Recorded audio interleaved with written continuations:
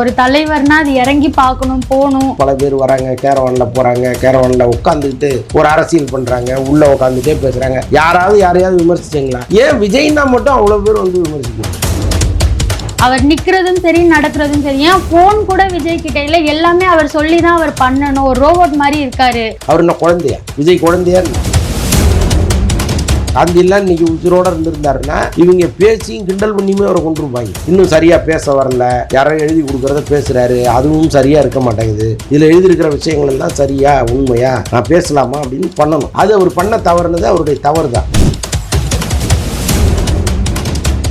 அப்படி எந்த கட்சியை கூப்பிடுறாரு அவர் கூட்டணி? காங்கிரஸ் வந்து செல்வ பிறந்தவை தான் சிஎம் ஆக்கணும்னு நிற்பாங்களா என்ன? பாமக வராத டிடிவி தினகரன் அவர் சைக்கிள்ல எல்லாம் போயிருக்காரு. அப்பெல்லாம் வராத கூட்டம் இப்போ வீட்டு வாசல கேட்ட திறந்த உடனே ஒரு கேமரா வருது, எங்க போனாலும் கேமரா இருக்கு. இது என்ன பேடு ப்ரொமோஷனா? விஜயே பண்றாரா அப்படின்ற ஒரு கேள்வியும் இருக்கு சார். இப்போ இவ்வளவு நேரம் நீங்க என்கிட்ட பேசிட்டு இருக்கீங்க, இது என்ன பெய்டா?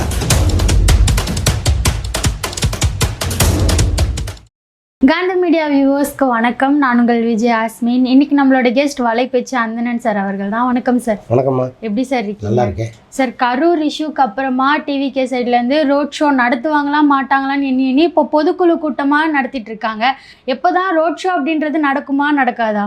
ரோட் ஷோ நடக்கிறது கவர்மெண்ட் கையில் இருக்குமா? அவங்க அனுமதி கொடுக்கணும்ல. இப்போ எஸ்ஓபி வந்து கோர்ட்டுக்கிட்ட கொடுத்துருக்குறாங்க. இப்போ அவங்களும் கவர்மெண்ட்டும் சேர்ந்து அவங்க ஒரு ஃபைனலாக ஒன்று சொல்லணும், என்னென்ன விதிகளின்படி நீங்கள் ரோட் ஷோ பண்ணலாம் அப்படின்ட்டு. ஸோ அதுக்கப்புறம் தான் இவங்க வந்து எல்லா கட்சிகளுமே எப்படி கடைபிடிக்குதோ அந்த மாதிரி இவங்க கடைபிடிக்க முடியும். ஸோ அதுக்காக தான் வெயிட் பண்ணிகிட்ருக்காங்க. அது வரைக்கும் பொதுக்கூட்டங்கள் நடத்துவாங்க. ஆனால் இதுவே டிவிகேவோட பிளான் தான் அப்படின்னு சொல்லிட்டு இருக்காங்க. ரோட் ஷோ போகாமல் தடுக்கிறதே டிவிகே. அவங்க நினச்சா போயிடலாம், வாங்கிடலாம் அப்படின்னு சொல்லிட்டு இருக்காங்க. இல்லைம்மா, கவர்மெண்ட்டு கொடுத்துருக்கு. கோர்ட்டு வந்து கவர்மெண்ட்டுக்கு திரும்ப சொல்லணும் என்னென்ன பண்ணணும் அப்படின்ட்டு. ஸோ அதனால் அவங்க ரெண்டு பேரும் சேர்ந்து ஃபைனலாக ஒன்று வெளியிடணும். அதுக்கப்புறம் தான் வந்து ரோட் ஷோங்கிறது எல்லா கட்சிகளுமே போக முடியும். இப்போ எல்லாருமே என்ன பண்ணுறாங்கன்னா மீட்டிங் நடத்துகிறாங்க, மக்கள்கிட்ட போய் பேசுகிறாங்க, அவ்வளோதான். ஸோ அதை தான் இவரும் பண்ண போகிறாரு.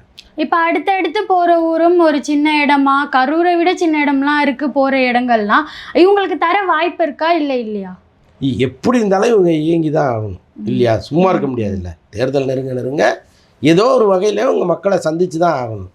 அப்போ எந்த பிரச்சனையும் இல்லாத, இப்போ பாண்டிச்சேரியில் எப்படி நடத்துனாங்க, ஏதோ கியூஆர் கோடெலாம் கொடுத்தாங்க, மக்களை வந்து போலீஸ் தடுத்து நிறுத்தினாங்க, எப்படியோ ஒரு இடத்துல எல்லாரையும் வர வச்சு பேசினார்ல. அதே மாதிரி அடுத்தடுத்த ஊர்களில் பேச போகிறாரு. இது இப்போ ஈரோடில் பண்ண போகிறாங்க. அங்கே எப்படி நடக்க போகுதுன்னு பாருங்கள்.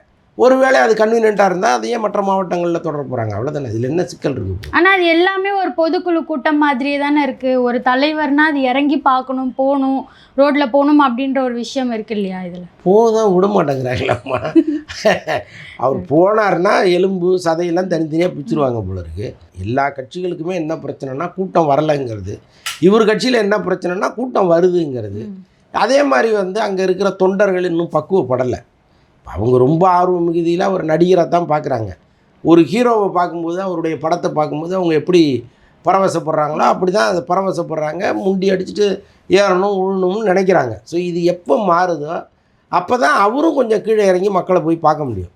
எல்லாருக்குமே உயிர் பாதுகாப்புன்னு ஒன்று இருக்குல்ல. இப்போ அஜித் வந்து பேட்டி கொடுக்குறாரு, ரசிகர்கள் வந்தாங்க, நான் கை கொடுக்க போகும்போது ஒருத்தர் கையில் பிளேடு இருக்குது, என் கையை கட் பண்ணிடுச்சுன்னு சொல்கிறாருல்ல.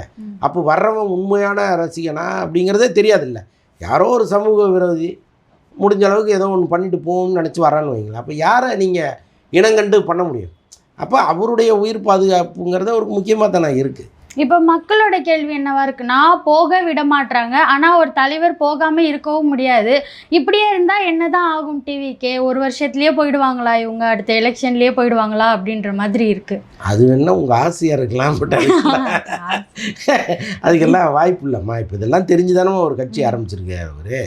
அப்போ இதில் என்ன வசதிக்கேற்ப மக்களை பார்க்க முடியுமோ அப்படி தான் பார்ப்பாங்க. இப்போ எல்லாருமே வந்து இங்கே வசதியானவர்கள் பல பேர் வராங்க, கேரவானில் போகிறாங்க, கேரவானில் உட்காந்துக்கிட்டு ஒரு அரசியல் பண்ணுறாங்க, உள்ளே உட்காந்துட்டே பேசுகிறாங்க.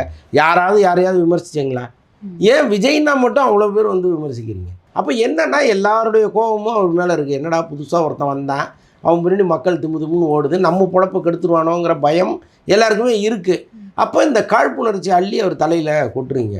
எல்லாருக்குமானது தான் அவருக்கும். இப்போ நாளைக்கு அவர் கூட்டத்தில் அடிபட்டு கை கால் உடஞ்சிதுன்னு வைங்களேன், இப்போ அவங்க சந்தோஷமாக இருக்குமா மக்களுக்கு? ஸோ அப்படி வந்து நம்ம சொல்ல முடியாதுல்ல. இப்போ அங்கே கரூரில் ஏற்பட்ட கூட்ட நெரிசல் கூட இப்போ பாண்டிச்சேரியில் எப்படி போலீஸ் சிஸ்டமேட்டிக்காக ஒன்று பண்ணாங்க. ஸோ அந்த மாதிரி வந்து ரொம்ப கடுமையாக நீங்கள் இங்கே தான் நிற்கணும், இதை தாண்டி போகக்கூடாது அப்படின்னு கட்டைகளெல்லாம் போட்டுக்கிட்டு தடுத்துருந்தாங்கன்னு வைங்களேன், ஓரளவுக்கு அந்த உயிர் பலியை கூட இப்போ இல்லாமல் பண்ணியிருக்கலாம்ல.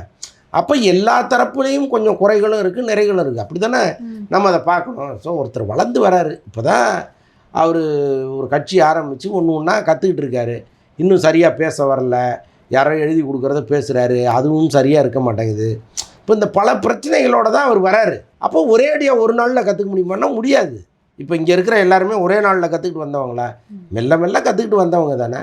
ஒரு காலத்தில் வருவார், அது வரைக்கும் அது ஒரு பயிற்சியாக எடுத்துக்க வேண்டியது தான். வேறு என்ன செய்யும்? சார், இதை தாண்டி எல்லாமே விஜய் அவர்களோட மேனேஜர் கையில் தான் இருக்குது.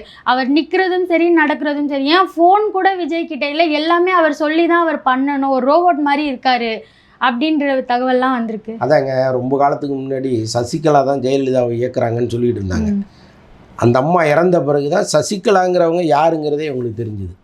ஒரு சசிகலான்னு ஒரு பிம்பம் இருந்தது இல்லை, அவங்க தான் இந்த இந்தியாவே ஆளக்கூடிய ஒரு இந்திரா காந்தி லெவலுக்கு இருப்பாங்க. அவங்க எல்லாமே அவங்க தான், கவர்மெண்ட்டே அவங்க தான் நினச்சிட்டு இருந்தாங்கல்ல. அவங்க இறந்த பிறகு என்ன தெரிஞ்சுது?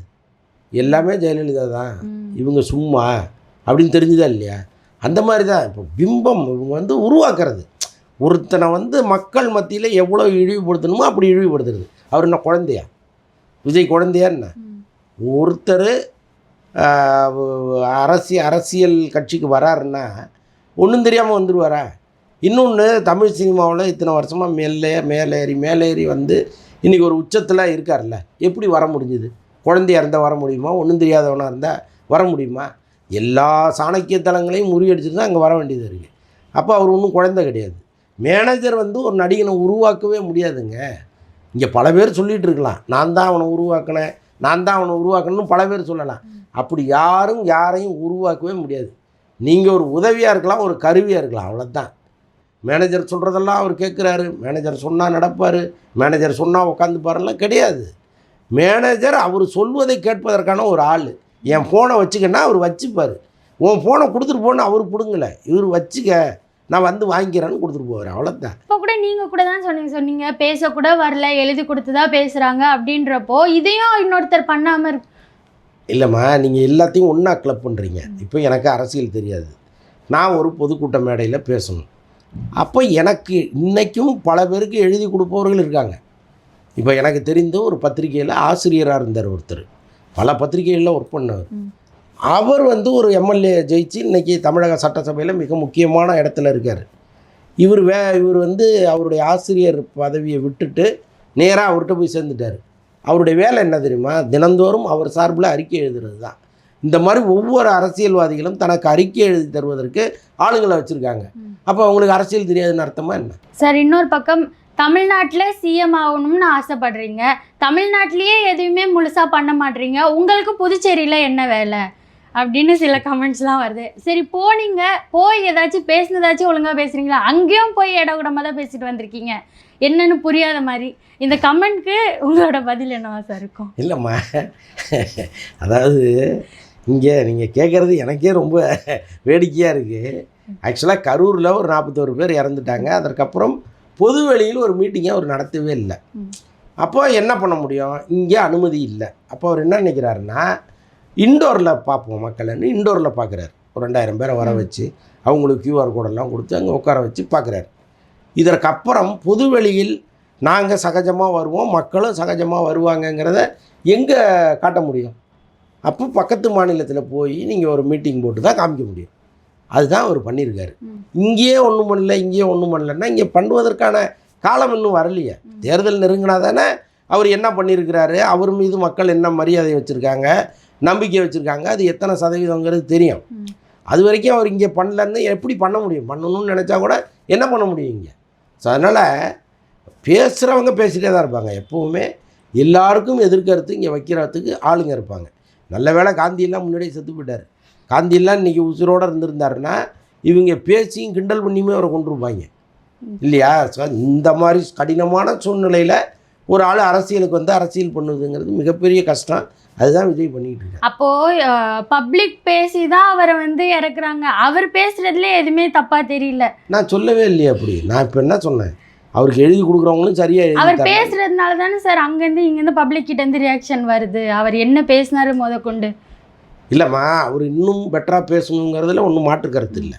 அவர் வந்து இன்னும் அவரை தயார் பண்ணிக்கணும்.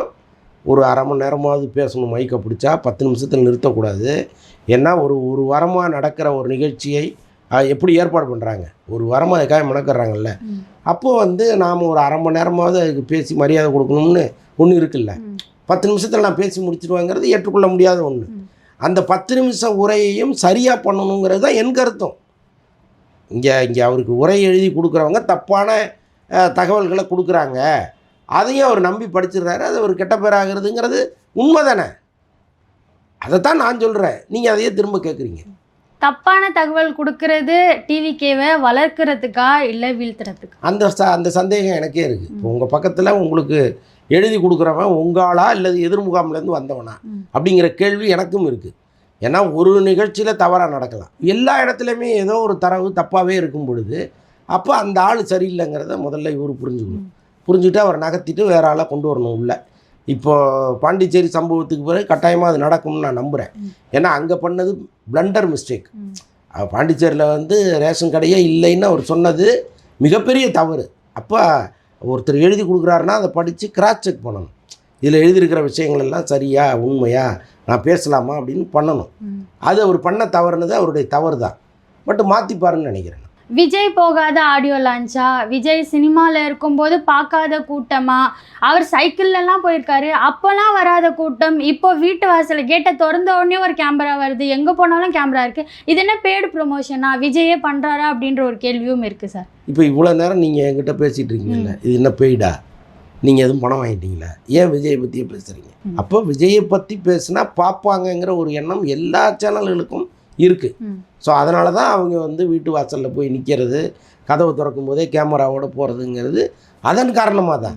யாரையும் விஜய் சொல்லி என் வீட்டு வாசலில் வந்து நில்லுங்கன்னு அவர் சொல்லலை. இன்னும் சொல்ல போனால் கண்ணாடி கதவை இறக்கவே மாட்டேங்கிறாரு.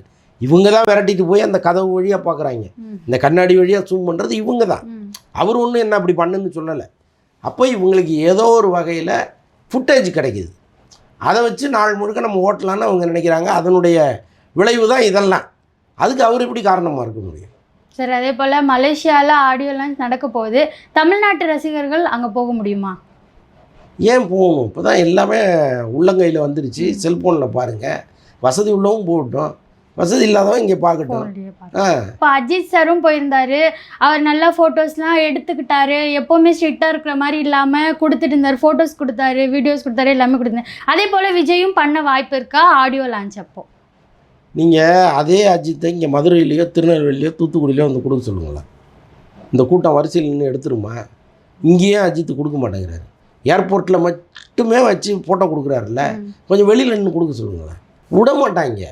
அங்கேயும் கும்பலாக வந்து அவரை பிச்சு திங்க முடியுமான்னு ட்ரை பண்ணுவாங்க. அவரும் மனுஷன் தானே. இப்போ அந்த கூட்டத்தில் மாட்டிக்கிட்டால் என்ன ஆகும்னு அவருக்கு தெரியும்ல.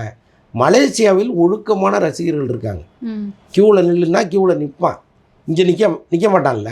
அதனால தான் இங்கே எடுக்க மாட்டேங்கிறாரு. இதே விஜய் மலேசியாவுக்கு போனாருன்னா நின்று எடுப்பார். வாய்ப்பு இருந்தாலும் சொல்கிறேன் நான், நேரம் இருந்து வாய்ப்பு இருந்தால் கட்டாயமாக அங்கே செய்யலாம். தமிழ்நாட்டை தவிர இந்தியாவை தவிர நீங்கள் எங்கே போனாலும் ஒரு ஒழுங்கு இருக்குங்க.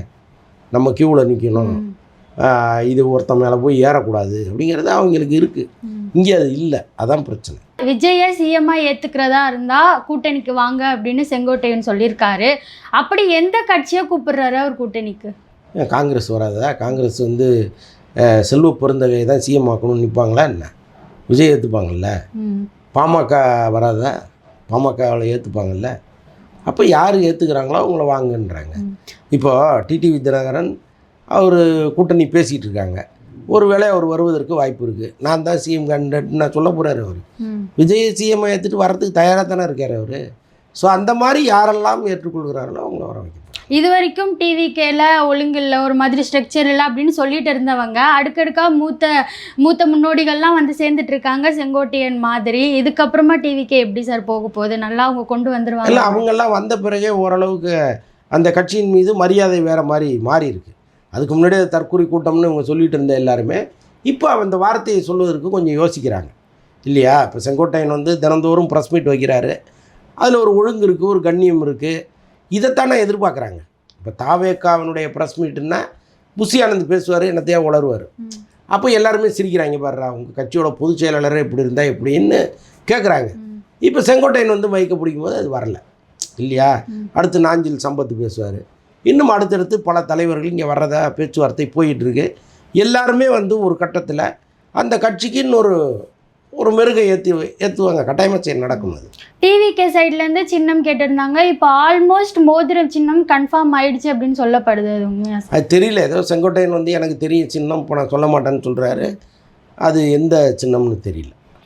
டிவிகே சம்மந்தப்பட்ட நிறைய விஷயங்களை பகிர்ந்ததுக்கு நன்றி. நன்றி.